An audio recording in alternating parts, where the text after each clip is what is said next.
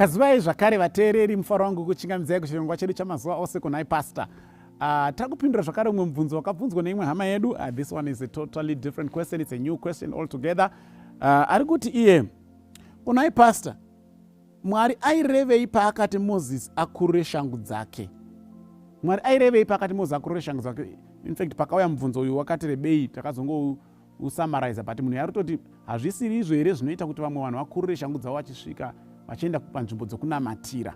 Now, chekutanga chatira kuti ta-acknowledge ndechekuti panguva yatiri kutaura in biblical times, shangu dzaipfekwa, but mukufamba kwavaiita dzaitakurawo zvakare tsvina, dust. Okay? Saka uchisvika kumba vaitokurura, vaisapinda even netsapato dzavo mumba chaimo, vaidzikurura vopinda mumba. Uchisvika kutemberi vaikurura vosiya panze, nekuda mainly kwekuti dzaitakura tsvina pakufamba. Take note of that. But Moses ari murenje, ari musango, onzi naMwari, Moses, take off your shoes because you are standing on holy ground. Muchaona kuti paticharamba tichienda tichidzidza nyaya iyoyi, zvazvisinei nekuti kana wasvika pese panonzi pari holy, bvisa bhutsu. But zvine chekuita nekurangaridza Moses nyaya yetsvina, physical death, which is translating to spiritual defilement, yaanofanira kubvisa kana achienda pamberi paMwari. That concept munoiona right throughout the Bible. Pano pamwe Mwari paakatoti vana vaIsraeri ngavageze katatu paakaburuka paMount Sinai achida kupa mutemo, akati let them wash for 3 consecutive days because handidi tsvina. So physical death, it was a symbol of spiritual defilement. Saka wanga uri mucherechedzo kuramba uchirangaridzwa kuti bvisai tsvina kana masangana naMwari, bvisai tsvina. Mwari haadi kusangana nevanhu who are defiled. But now nyaya yeshangu, usually it was a very, very common practice. Sekutaura kwandaita kuti even vachipinda mumba vaikurura shangu, vachipinda kutemple vaikurura shangu, because it was meant to prevent physical death from entering certain places. Vaisatendera physical death from entering certain places, akaita semumba, mutemberi, and so forth and so forth. Vaisatoda physical death. So muchaona kuti nhasi uno patiri kurarama isusu, even shangu dzedu dzatinopfeka dzatosiyana netsapato dzaipfekwa nguva idzo, dzaiti kwapo dzichitora tsvina, kwapo dzichitora tsvina. Saka mukada kuzvitora literally kuti ngatibvisewo zvakare shangu, munotopedzisira at the end of the day maakuita go against the principle. Because shangu dzedu dzitakupfeka isusu mazuva ano dzakavharika idzi, kutodzikurura tese apa munopedzisira maakutonhuhwa mumba macho futi. Inotoita futi imwe crisis muchechi. Saka nhasi unotogona kutokurudzira kuti pfeka bhutsu dzenyu because taakutodefila futi temple nekuda kwomunhu weshangu dzaakunhuhwa. The principle was to prevent death from entering the sanctuary. So even at the same on the same note, iwe ukabva kwawabva watsika masewage and so forth and so forth, it's not wise for you kuti upinde pane vanhu nebhutsu dzatsika sewage usvika kuti pakati pevanhu tipa kugara. I mean, kurura bhutsu dzako panze udzisiye ikoko dzozokliniwa ikoko. It's still a principle yatogona kungoteerera. But haisi a hard and fast rule because it was given kuti tsapato dzaitongotakura tsvina munhu achifamba. But it could be different now today because we are actually putting on a different type of a shoe. Mukaenda pana Luke chapter 7, verse 44. Luke chapter 7, verse 44.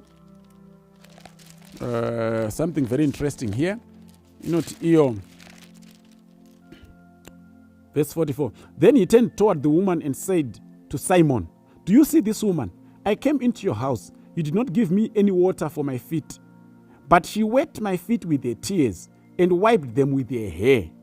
You see? So this was common practice. Yes, I tell kuti sezvo afamba achibva kwaabva. He is a guest in Simon's house. Simon was supposed to tell his servant kuti aclean tsoka dzaJesu Kristu. Though I have a common practice, it was the role of the servant to clean his master's feet each time master pavaipinda mumba. Vaitokurura bhutsu padoo opinda mumba obva watogezwa tsoka neservant because dzinenge dzakati pwititi netsvina yasimudzwa nekutiburwa netsapato paanga achifamba pese. Saka yaitova common practice to make sure that dirt haipindi mumba. Ndosaka Jesu akutoudza Simon kuti iwe Simon utasamaya uchiona kunge munhukadzi stereki, but iwe haunotombondigeza tsoka dzangu pandapinda munomo. It was expected kuti zviitwe kuti munhu abva kwaabva agezwe tsoka. Mukaenda pana John chapter 13, ndosa muchizoona pachiita crisis between Christ and Peter. John 13 verse 5 tichidzika ndofunga kusvika pa 8. inoti iyo, after that he poured, ndijesu, water into a basin and began to wash his disciples' feet, drying them with the towel that was wrapped around him. He came to Simon Peter, who said to him, Lord, are you going to wash my feet?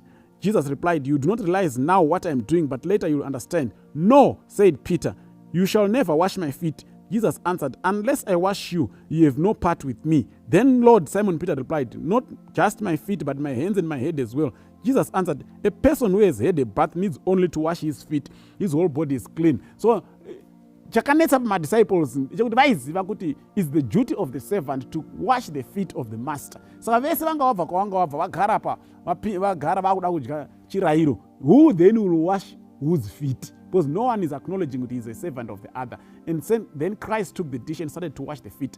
Peter akati amungamundigezesi, because he's now saying, you are the master, you can't wash me. Saka yaiva common practice kubvisa tsvina pakati pavo, zvikuru sei inotakurwa netsapata pavanenge vachifamba. Ndokusaka even vatosvika pavanosvika vaigezeswa tsoka. Saka Mwari paroti kuna Mozisi, bvisa tsapato dzako, ari kumurangaridza kuti kana uchisangana neni unofanira kunge uine mwoyo wakachena. You should have confessed your sin. Haufaniri kusvika pamberi pangu uine tsvina. Even physical dirt chaiyo haidiwi. It's not much about remove your shoes when you enter the temple, but it has to be, there must be no dirt to enter into the temple. Physical dirt chaiyo inounza urwere. And also, most importantly, we must cleanse ourselves of all sin. We must confess our sins as we come before God.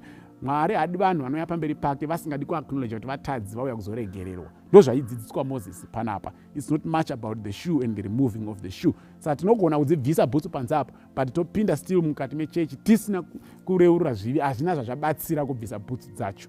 Ndozvazvaireva panapa. Mwari atibatsire atikomborere. Amen.